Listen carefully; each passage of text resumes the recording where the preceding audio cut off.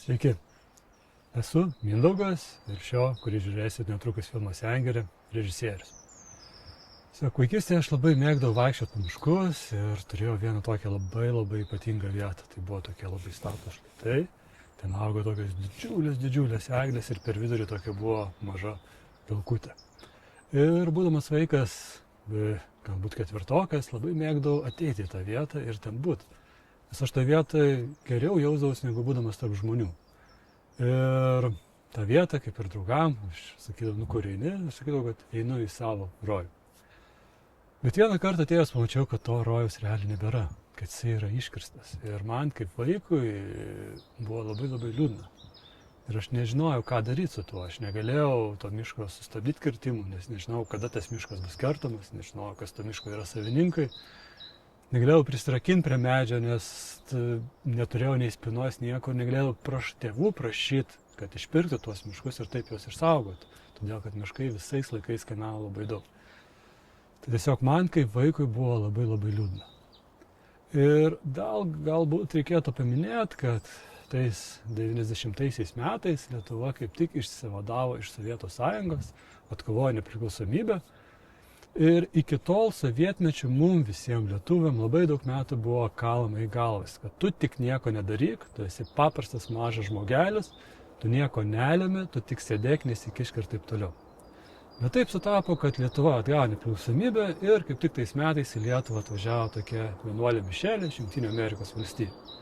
Ir jinai mums vaikams priveždavo visokių dovanų, bet taip pat kartodavo tokią vieną dainelę, kad aš statau visuomenę. Tai reiškia, kad nuo kiekvieno mūsų veiksmo priklauso tai, kokioje visuomenėje gyvensim ir kokioje šalyje mes gyvensim. Ir galbūt tai ir nesuvokiau taip tiesiogiai šitos vienuolės tų tokių pamokymų, pasakymų, bet nusprendžiau, kad vis dėlto aš noriu daryti. Ir ką aš pradėjau daryti, aš tiesiog paėmiau fotoaparatą ir pradėjau fotografuoti visus miškų gyventojus, tam, kad juos galėčiau parodyti ir žmonėm, kad žiūrėkit, miško negalima vertinti vien kietmetriais, vien lentom, kad tai yra pilni dvasių miškai.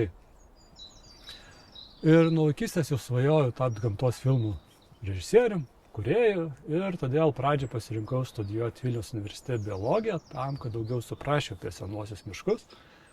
Ir kokia, galbūt visų pirma, ką mes vadinam sengirė. Sengirė tai vadina mišką, kuris užauga, nugriūna, užauga ir vėl nugriūna be žmogaus veiklos. Tai kiek sengiriai metų priklauso nuo to, kokie medžiai auga. Sakykime, jeigu tai yra pušynas, tai bent jau kokie 600 metų turėtų būti be žmogaus veiklos, tam, kad šitą mišką galėtume vadinti sengirė.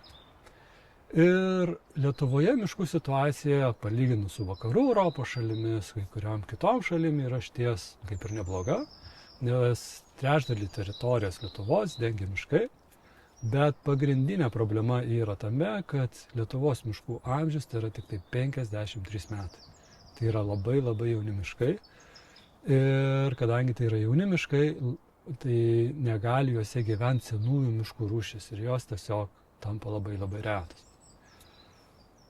Ir sužinojau ir dar daug įvairių įdomių dalykų apie senuosius miškus, studijuodamas ir po to baigęs studijas galvojau, tai ką dabar daryti su tom mano žiniom. Tai galvojau, gal tiesiog paimti plakatą, užsirašyti, nekirskit miškų, atsistot kur nors prie politikų, prie Seimo ir sakyti, nekirskit miškų ir tai protestuoti. Bet vėliau pagalvojau, kad iš ties būtų gal galima sukurti filmą ir žmonėm parodyti, kad senuosiuose miškuose jie yra ne tik kietmetriai, ne vien lentos, bet taip pat yra ir daug įvairiausių įdomiausių būtybių, nes žmogus myli tada, kada pažįsta. Tai norėjusi žengti tą pirmą žingsnį, žmogų supažindinti su senaisiais miškais. Ir išties pasiruošimas pačiam filmui, tai lokacijų suradimas, elgsenos studijavimas, herojų atsirinkimus užtruko 8 metus, o pats filmavimas 4, tai gana ilgas laiko tarpas. Ir filmo premjera įvyko ISFA festivalyje Amsterdame, tai yra didžiausias dokumentinių filmų festivalis pasaulyje ir kaip ir geriausia vieta filmui. Bet šį filmą kūriau ne užsienio žmonėm, bet kūriau daugiau lietuviam, kad jie pamatytų, ką mes dar turim ir ką mes dar galim išsaugoti.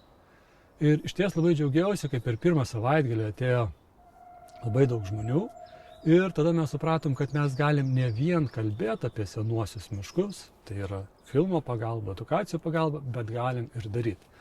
Ir po pirmo savaitgalio nusprendėm, kad pusę lėšų skiriam kitam projektui, o kitą pusę grąžinam mišką.